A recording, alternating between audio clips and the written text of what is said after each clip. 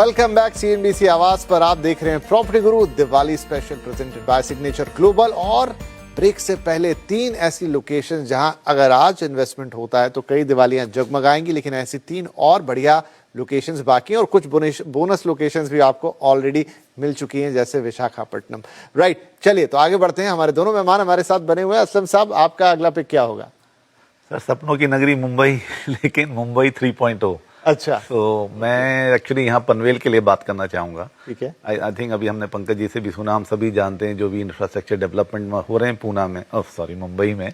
लेकिन मुझे लगता है कि अगर किसी को उसमें पार्टिसिपेट करने का, मुंबई काफ़ी प्राइजेस काफ़ी हाई है, लेकिन आज भी अगर किसी को पार्टिसिपेट करना है तो पनवेल इज द डेस्टिनेशन। और अब तो नया एयरपोर्ट भी आ गया। नया एयरपोर्ट आपका आ गया है, अटल सेतु ओपन हो गया है, मुंबई पुणे के बीच में मिसिंग लिंक शुरू हो जाएगा।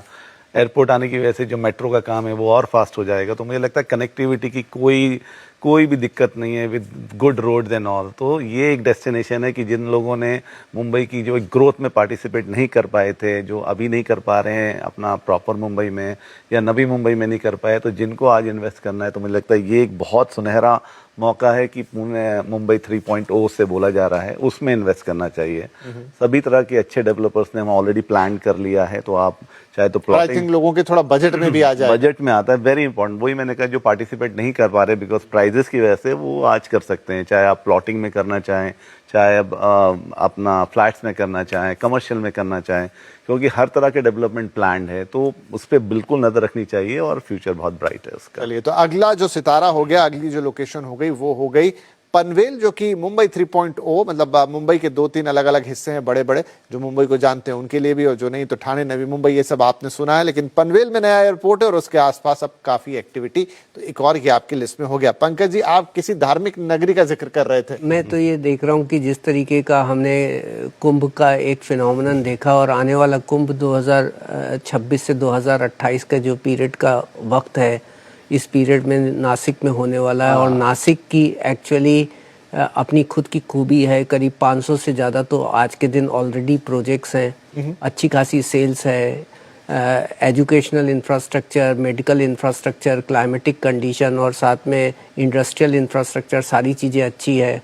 और मुंबई से उसके क्लोजनेस बताती है, और साथ में पंचवटी और शिरडी की के पास होने, त्र्यंबकेश्वर के पास होने का, तो उसके पास बहुत सारे ऐसे वैक्टर दिखाई दे रहे हैं जो बड़ा ही अट्रैक्टिबिलिटी करेगा।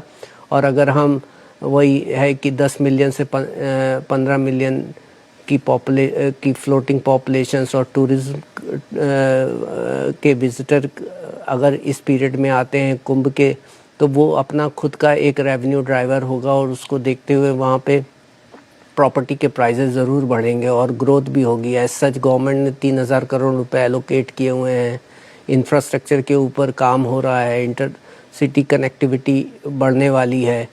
तो मेरे हिसाब से नासिक एक अच्छा सा चॉइस रहेगा आगे आने के वक्त पे। तो मैं तो नासिक को चलिए, तो नासिक में मतलब आपके लिए एक धार्मिक सिटी भी तो अच्छा। नासिक का कमाल है कि भाई वो एक टूरिज्म सिटी भी है, एक धार्मिक सिटी भी है, वो सिटी ऑफ वाइन्स भी कहलाती है। तो मतलब सब कुछ है वहां पर, और जो कुछ अभी होना है, कुंभ मेला और तमाम दूसरे जो डेवलपमेंट, उसके चलते नासिक के प्रोस्पेक्ट सच में अच्छे नजर आते हैं। राइट, अब आ रहे हैं आज की और इस कार्यक्रम की अंतिम पिक पर। वो क्या होगी सर?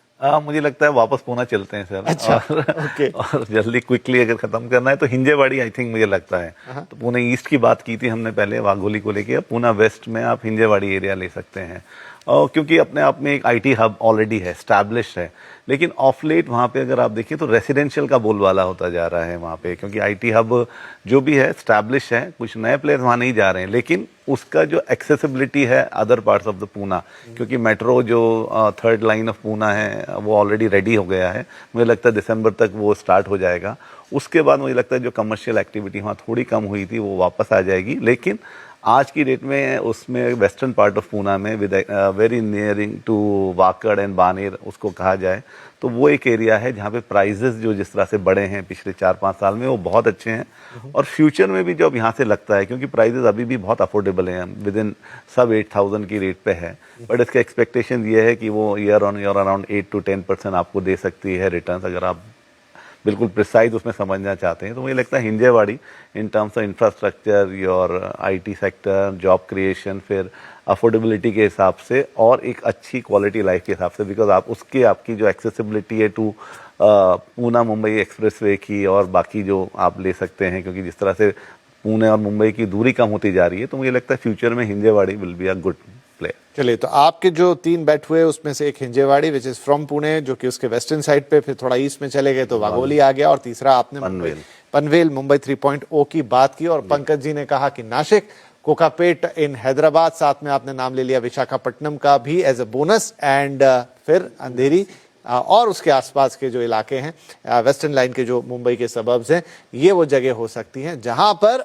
आपको आज अगर निवेश करते हैं तो आने वाले 5, 7 साल, 8 साल, 10 साल एक बड़ा होराइजन पकड़िए। ये नहीं कि 1-2 साल में ही वो पैसा डबल हो जाएगा, ट्रिपल हो जाएगा, लेकिन ये वो सारे ग्रोथ कॉरिडोर्स हैं जहां पर आपको रियल एस्टेट एक बढ़िया रिटर्न आने वाली कई दिवालियों तक दे सकता है। तो पंकज जी और असलम साहब, आप दोनों का बहुत बहुत धन्यवाद, एंड आई होप कि ये दर्शकों ने नोट किए होंगे ये सारे लोकेशंस, और इनमें से कई दर्शक अब निवेश भी करेंगे। आने वाले कई एपिसोड में हमें इनके बारे में सवाल भी पूछेंगे, उसमें आपको फिर आमंत्रित करेंगे। लेकिन आज आप दोनों का बहुत बहुत धन्यवाद और हैप्पी दिवाली। और सभी दर्शकों को भी दिवाली की एक बार फिर से ढेर सारी शुभकामनाएं। ये दिवाली आपके लिए सुख, समृद्धि और ढेर सारा मुनाफा लेकर आए।